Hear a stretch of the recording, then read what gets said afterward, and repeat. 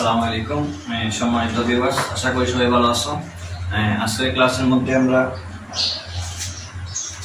আইসিটির কিছু মৌলিক ও বেসিক বিষয় সম্পর্কে ডিসকাস করব।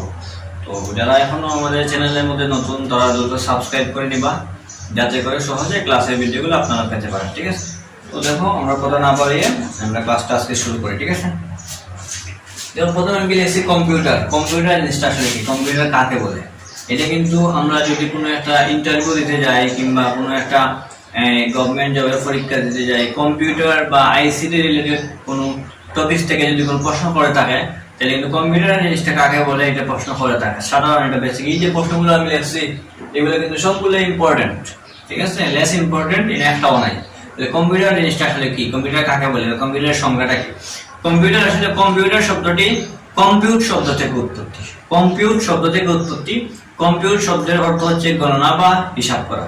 কম্পিউট শব্দের অর্থ গণনা বা হিসাব করা, অর্থাৎ গণনা বা হিসাবকারী যন্ত্রকে কি বলে? কম্পিউটার বলে। ঠিক আছে, শুধুমাত্র কম্পিউটারের মাধ্যমে গণনা বা হিসাব করা যায় তা না, কম্পিউটার দিয়ে কিন্তু বর্তমানে এনি কাইন্ড অফ প্রবলেমস এর সমাধান করা যায়। ঠিক আছে, কম্পিউটার সব ধরনের সমস্যার সমাধান করা যায়, কিন্তু মূলত প্রথমে যখন কম্পিউটার আবিষ্কার হয়েছিল তখন মেইনলি গণনা বা হিসাব করার জন্য আবিষ্কার করার জন্য চিন্তা ভাবনা ছিল। এখন কিন্তু কম্পিউটার দিয়ে সব ধরনের কাজই করা যায়। যাই হোক, এটা ভিন্ন বিষয়।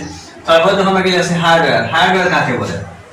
হার্ডওয়্যার আমরা যখন মানুষের যেরকম একটা, যেমন আমার শরীর আছে, শরীরের মধ্যে একটা অঙ্গ আছে, যেমন ধরো হাতে একটা অঙ্গ, পা একটা অঙ্গ, ঠিক আছে, নাক একটা অঙ্গ, চোখ একটা অঙ্গ, ঠিক আছে, এরকম প্রত্যেকটা অঙ্গ মিলে কিন্তু আমি মানুষ, ঠিক না? ঠিক তো কম্পিউটারও অঙ্গ আছে, অঙ্গ প্রত্যঙ্গ, যেমন ধরো এই যে কিবোর্ড, সিপিইউ, ঠিক আছে, মাউস, মনিটর, এইগুলো হচ্ছে টোটাল মিলিয়ে কিন্তু তার কি কম্পিউটার। তাহলে এই হার্ডওয়্যার মানে প্রত্যেকটা যন্ত্র, কম্পিউটারের প্রত্যেকটা যন্ত্র মিলে কিন্তু একটা কম্পিউটার। ঠিক আছে, হার্ডওয়্যারের সংজ্ঞাটি আমরা সুন্দর করে সাজিয়ে লিখতে কি বলবো?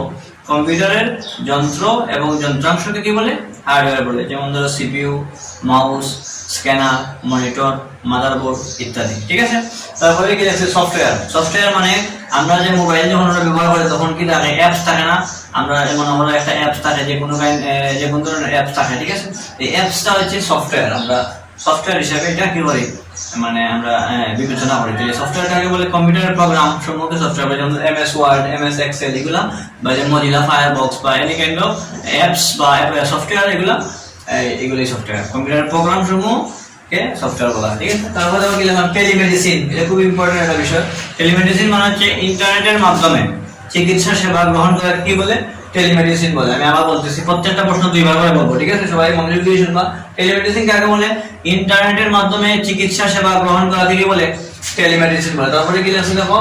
MS word. এমএস ওয়ার্ডে আসলে কোন ধরনের কাজ করা যায়? এমএস ওয়ার্ডের মাধ্যমে লেখালেখির কাজ করা যায়। ঠিক আছে, তারপরে কি আছে? MS Excel. এমএস এক্সেল এর মাধ্যমে হিসাব নিকাশের কাজ করা যায়। এমএস এক্সেল বা মাইক্রোসফট এক্সেল এর মাধ্যমে কোন ধরনের কাজ করা যায়? হিসাব নিকাশের কাজ করা যায়। যেমন ধরো তোমার একটা স্কুলের রেজাল্ট তৈরি করতে তুমি, ঠিক আছে, একটা ক্লাসের রেজাল্ট তৈরি করতে, তাহলে এই হিসাব নিকাশের কাজ করতে গেলে এমএস এক্সেল এ করতে হবে। আর এমএস ওয়ার্ড এর মধ্যে যেমন ধরো তুমি ধরনের লেখালেখি, প্রশ্ন টাইপ করতে বা কোনো একটা নোট লেখা রাখতে, ঠিক আছে, এটা এমএস ওয়ার্ড এর মধ্যে এই কাজটা করতে হয়। তারপর ধরো সিপিইউ।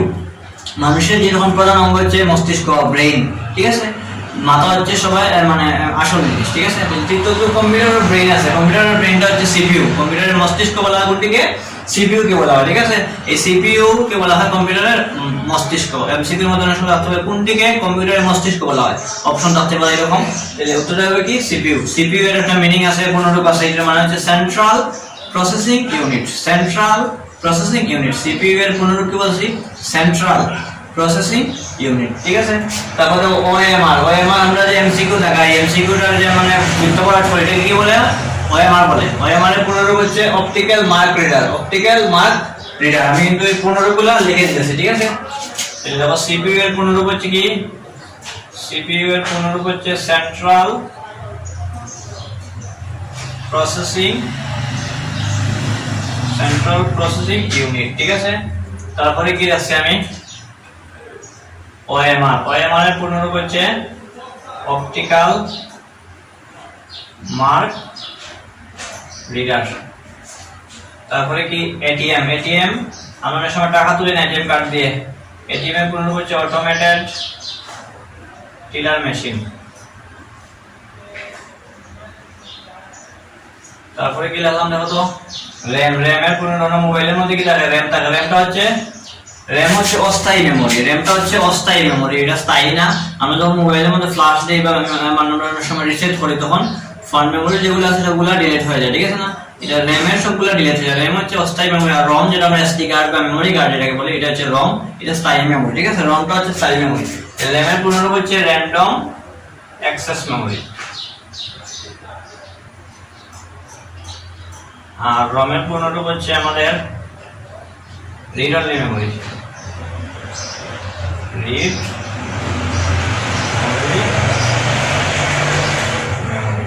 ঠিক আছে।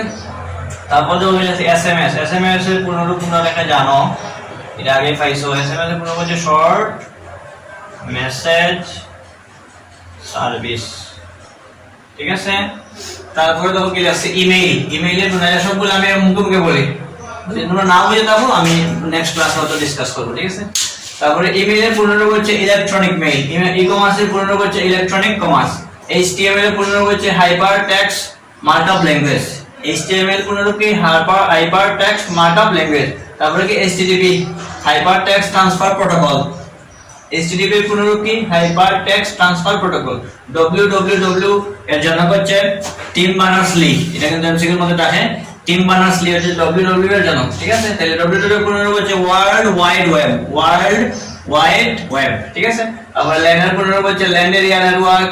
ওয়ান এর পুনর্রূপ হচ্ছে ওয়ার্ল্ড এরিয়া নেটওয়ার্ক। ম্যান এর পুনর্রূপ হচ্ছে মেট্রোপলিটন এরিয়া নেটওয়ার্ক, ঠিক আছে। তারপর প্যান এর পুনর্রূপ হচ্ছে পার্সোনাল এরিয়া নেটওয়ার্ক। পিডিএফ এর পুনর্রূপ খুব ইম্পর্টেন্ট, এটা লিখে দিই। পিডিএফ এর পুনর্রূপ হচ্ছে portable document format. Portable document format হচ্ছে আমাদের কিসের পুনর্রূপ? পিডিএফ এর পুনর্রূপ। তারপরে আইবিএম এর পুনর্রূপ হচ্ছে ইন্টারন্যাশনাল বিজনেস মেশিন। তারপরে আইপিআর এর পুনর্রূপ হচ্ছে ইন্টেলেকচুয়াল প্রপার্টি রাইটস। আইপিআর এর পুনর্রূপ কি বলছি? ইন্টেলেকচুয়াল প্রপার্টি রাইটস, ঠিক আছে। তাহলে আমরা আজকের ক্লাসটা যদি ভালো লাগে তাহলে তোমরা লাইক কমেন্ট দিবা, আর যারা এখন আমাদের চ্যানেলের মধ্যে নতুন আছো দ্রুত সাবস্ক্রাইব করে দিবা, যাতে করে সহজে ক্লাসের ভিডিওগুলো আপনারা পেতে পারেন। সবাই ভালো থাকেন, সুস্থ থাকেন। আসসালামু আলাইকুম।